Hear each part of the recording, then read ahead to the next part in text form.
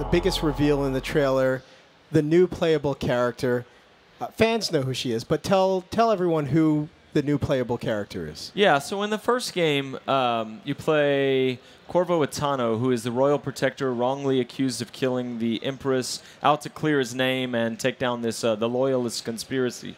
The entire time, there's a 10-year-old girl who the game sets up may or may not be your daughter, who is watching you. And if you play ghost-like and you don't kill anyone and you're very stealthy, then she does drawings on the wall of her bedroom that present you as a father figure, and they're very calm. And if, by contrast, if you murder everybody and you play very violent, she's got like black crayon and she's doing these monstrous drawings. You're affecting her, and we've had so many players come to Raph or come to me or come to someone on the team and say like, "Wow, that moment where I walked into her room and I saw that drawing on the wall and I realized like." An impressionistic child is watching how I handle the situation, and I changed my play style because of that. So anyway, long story short, there's something kind of magical about Emily for us in the game, and as soon as we finished Dishonored 1, we began talking about how what we really felt energy about was continuing Emily's story. What kind of person would she grow up to be? What kind of empress would she be? And as you find out in the game, what kind of outlaw would she be? Right. Speaking of growing up, she's clearly not the same age she was when we last saw her. How old is she now? Yeah, the once 10-year-old girl is now the 25-year-old woman.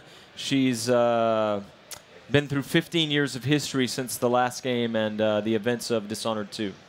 What else can you tell us about the person that she's become and grown from since being in the original game and being such a little girl to being the beautiful young woman she is now? Well, it's, we talked a lot about what she would be like as a person because she was born the daughter of the Empress, very privileged life, living in Dunwall Tower, royalty, best education, all of that. But she was very imaginative. In the first game, she's always talking about, someday I'm going to be on a sailing ship, tracking whales and fighting pirates. And, she's an imaginative kid. But then this terrible thing happens where her mother there's a political assassination. Her mother's killed in front of her. She's taken away by these people, rescued by Corvo.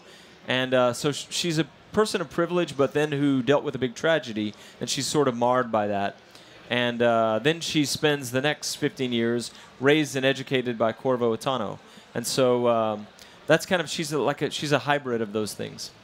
So cool. You could play as her for the entire game. Is that correct? Yeah, the way we set the new game up is that you start the game 15 years after the Rat Plague has ended, and you play for about the first 20 or 30 minutes as Emily. You get to kind of see a day in her life, and you get to see Corvo for the first time as a character moving around in the world.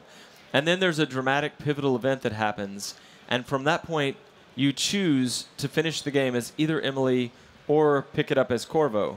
And for the rest of the game, you're either Emily Kaldwin or you're Corvo Attano. You saw that in the trailer, that they introduced some new powers. Do you want to lead us into those? Can we take a look at those again? Yeah, so what you saw there is Far Reach. Emily doesn't have Blink. Blink was a signature power in the first game.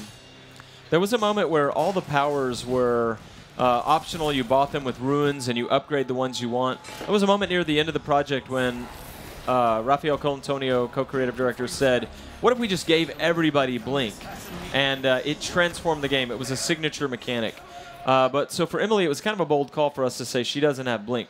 She's going to have Far Reach, which allows you to upgrade in many different ways. You can, use it to pull yourself across. You can stick to walls. You can, yank people toward you and assassinate them in midair. You can do different things with it. It's as cool as Blink, but mechanically different. And at the end of that video, we saw another power she has called Shadow Walk that we'll be talking more about in the future.